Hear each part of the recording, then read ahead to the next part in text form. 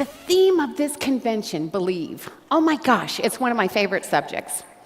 And I think you heard this morning, Caroline's story. It was believe during hardship. And I listened to Chris and Heidi Powell. I'd never heard their story. You see a theme here where some people who find success when we're sitting in the audience, don't we look at them and go, just was so easy for them? But then you hear the real story and you realize that something happens. And I think in traditional learning, I think we're prepared through the educational system that we get the lesson for a long time and then we take the test. And in life, it's the opposite. You get the test and then you get the lesson. And that's my story today, is the story of belief. And I said when I very first got started, you have to have belief in three things. You have to believe in the product, you have to believe in the opportunity, but most importantly, you have to believe in yourself.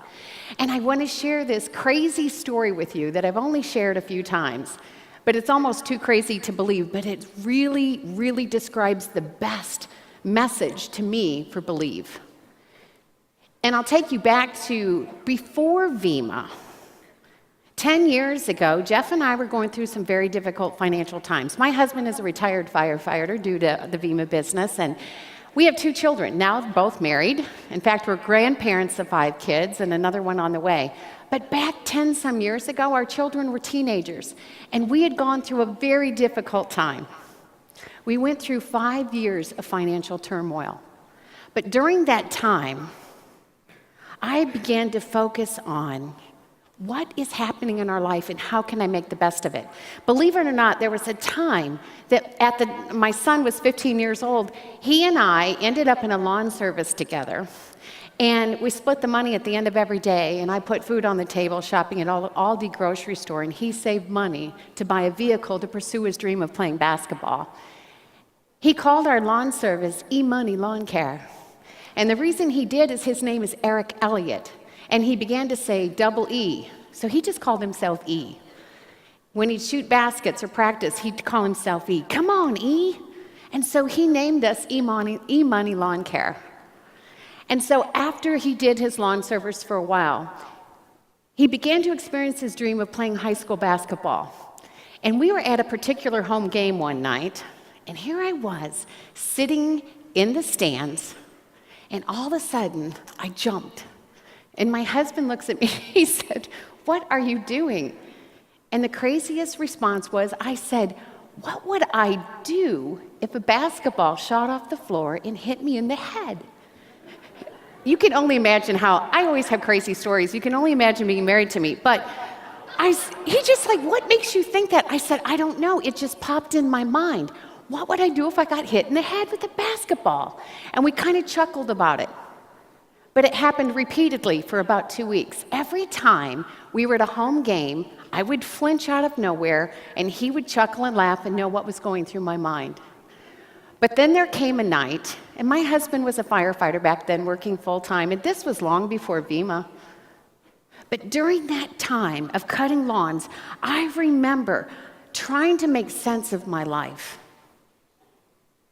And what I did was I studied and I read the book of Job, because everything for Job went wrong. And I listened, and so during the lawn service times, believe it or not, I found myself cutting lawns, listening to positive motivational material at all times.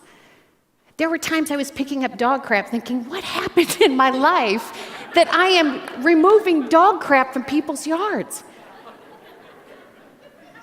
We were making $150,000 a year. What happened? How can we be here today?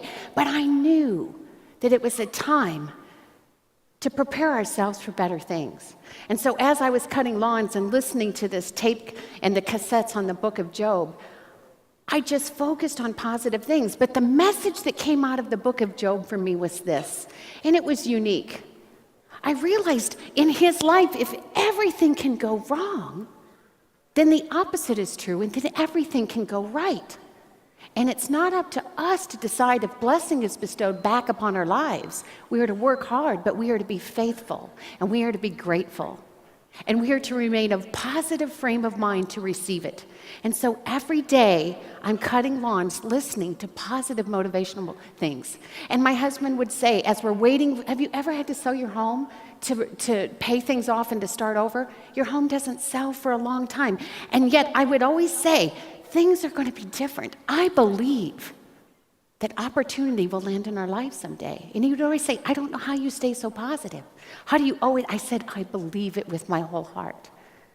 And so as I'm at this basketball, flinching, wondering what would I do if a basketball hit me in the head, I go to the very first away game that's a non-conference game. It's the first game that my husband could not be at.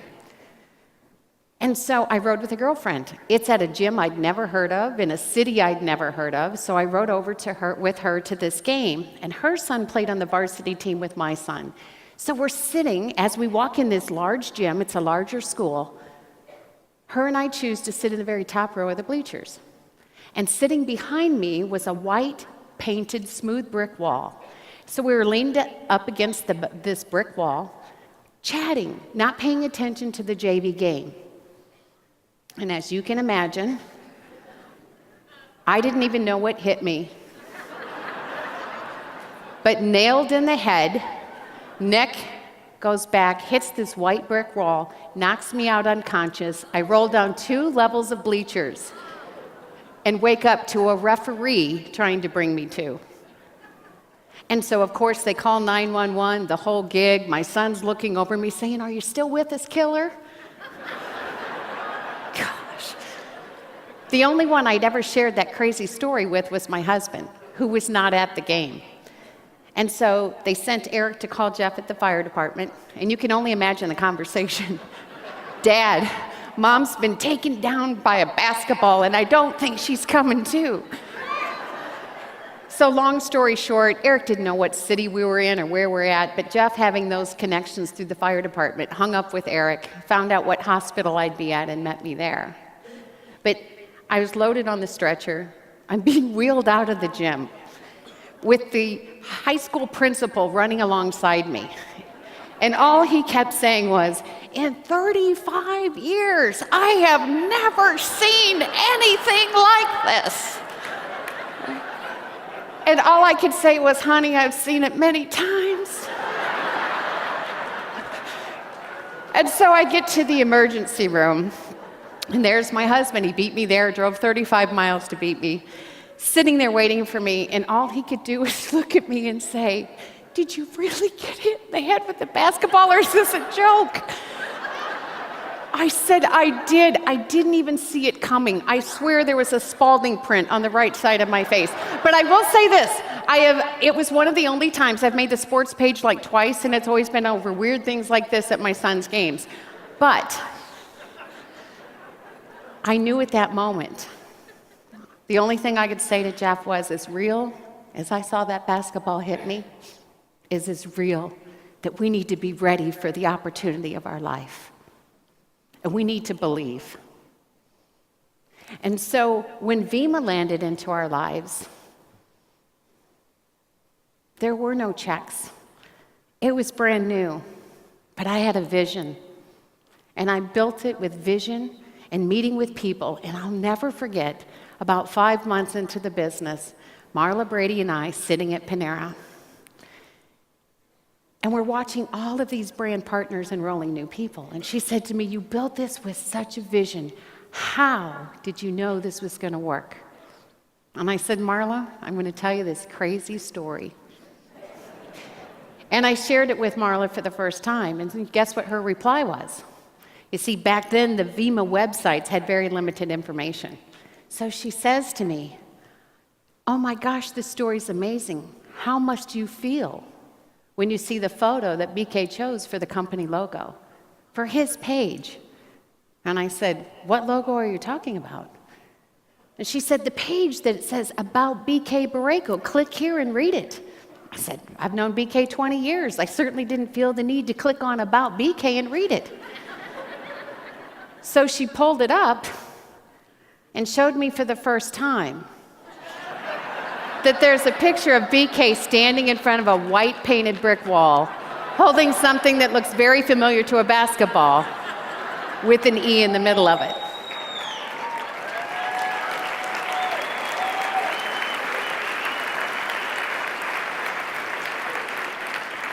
And I knew from that moment on, it wasn't about just creating a little bit of income for us to get out of debt, but I knew at that point that it was my destiny.